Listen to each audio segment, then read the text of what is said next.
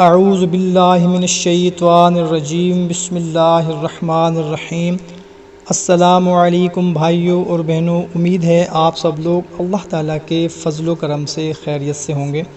بھائیوں اور بہنوں، آج میں آپ لوگوں کو ایک ایسی دعا کے بارے میں بتانے لگا ہوں جو کہ آپ نبی کریم صلی اللہ تعالیٰ علیہ وسلم نے حضرت انس رضی اللہ تعالیٰ عنہ کو سکھائی تھی، اور فرمایا تھا کہ اگر کسی مریض کو جذام ہو، برس ہو، فالج ہو یا اندھا پن ہو تو اس کے دور کرنے کے لیے اس دعا کو فجر کی نماز کے بعد صرف 3 مرتبہ پڑھنا ہے، انشاءاللہ تعالی مرض دور ہو جائے گا۔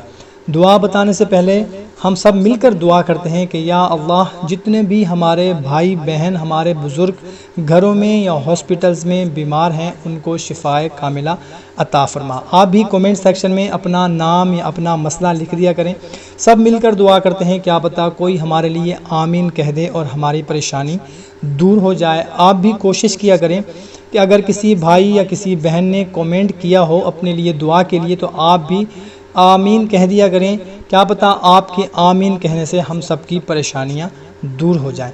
حضرت انس رضی اللہ تعالیٰ عنہ سے روایت ہے کہ حضور نبی کریم صلی اللہ تعالیٰ علیہ وسلم نے مجھ سے ارشاد فرمایا، تجھے وہ دعا نہ سکھاؤں کہ جب تو ہر فجر کے بعد اسے 3 مرتبہ مانگے تو اللہ تعالیٰ تجھ سے جذام، برس، فالج اور اندھا پن دور کر دے۔ پھر فرمایا یہ دعا پڑھا کر، بسم اللہ الرحمن الرحیم، اللہم اہدنی من عندک وافض علی من فضلک واسبغ علی من رحمتک وانزل علی من برکاتک۔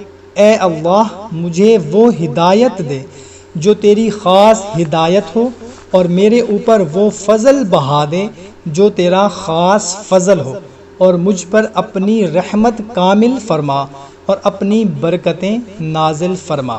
سبحان اللہ، بہت ہی پیاری دعا ہے۔ فجر کی نماز کے بعد صرف 3 مرتبہ اگر کوئی ہمارا مریض، ہمارا بھائی بہن، کوئی بزرگ برس میں، فالج میں یا اندھا پن میں اگر مبتلا ہے تو یہ دعا پڑھ لیا کریں، انشاءاللہ تعالی اللہ کے فضل و کرم سے ان کو شفا ملے گی۔